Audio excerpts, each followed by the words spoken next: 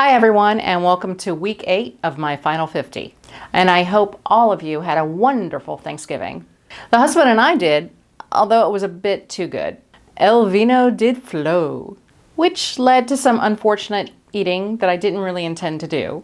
But before we get to my post-Thanksgiving Day numbers, I want to talk about what you can expect to lose when you're eating low carb. Over the last few weeks, I've seen a lot of comments expressing frustration with slow weight loss. They see others losing 3 to 5 pounds a week and it bothers them, especially when they're only losing a pound a month. Hey, I've been there, I am there. But what's really important is to keep your weight in perspective. Now, I've already spoken about my rules of the scale in my week 2 video, and I'm going to link to that below. For those of you who may be worried about the scale, I suggest giving it another watch. You need to understand, safe weight loss is up to 2 pounds a week. Unfortunately, most people don't hear the up to part. Most of us hear 2 pounds a week. But I can't stress this enough. Never compare your weight loss to someone else. Science shows we all lose at different rates. When I weighed 325 pounds, I lost my first 50 pounds in 3 months. That averages out to more than 4 pounds a week. But it didn't come off that way. Some weeks I had huge losses. Others, the scale didn't move or it went backwards.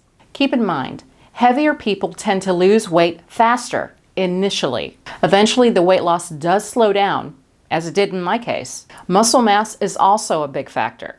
The more muscle you have, the more fat you burn. And weight training is real key here. If you lift weights to build strength, you are going to gain some weight. It's not a whole lot of weight when you're putting on muscle, but it is the kind of weight you do want to put on. And it'll look good on you.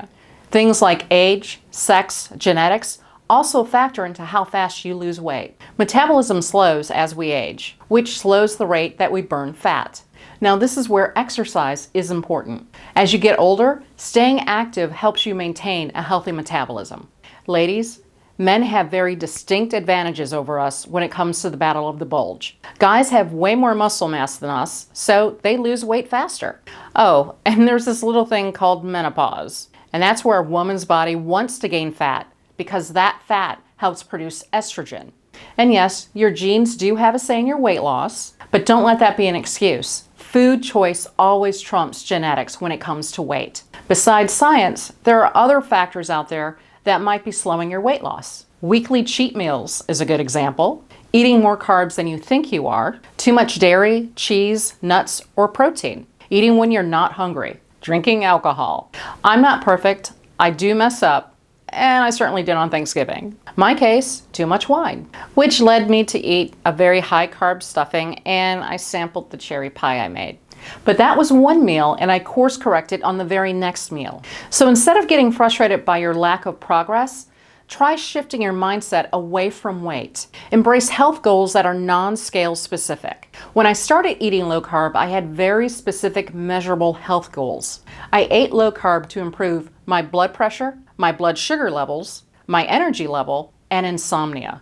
Once I focused on those health goals, I stopped dieting. Instead, I chose a different lifestyle, and the weight loss became a side effect of the healthy eating. As I said in my week 2 video, the scale is a good tool to monitor progress, but remember, it's just one of many tools you have in your arsenal, and you should use that tool to help you, not hurt you. When I weighed 325, I set a goal of getting to 150. Why 150?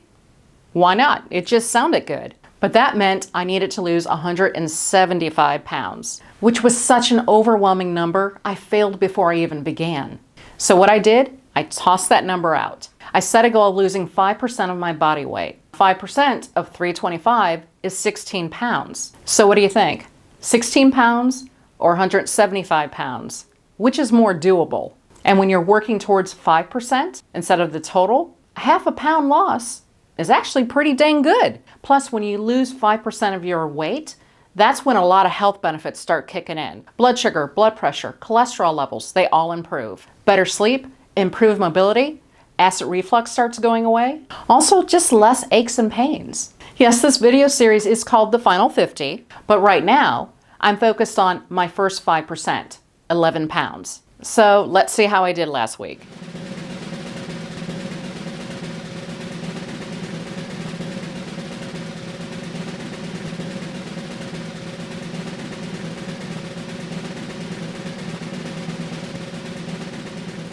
All right, I'm up 1.2 pounds. And as always, I'll take it, especially coming out of Thanksgiving. I didn't eat perfectly low carb, and I did drink a lot of wine. But I had a great time with my family, and I'm not going to regret my decisions. The weight's going to be gone, and I'm determined for it to be gone within the next week or two.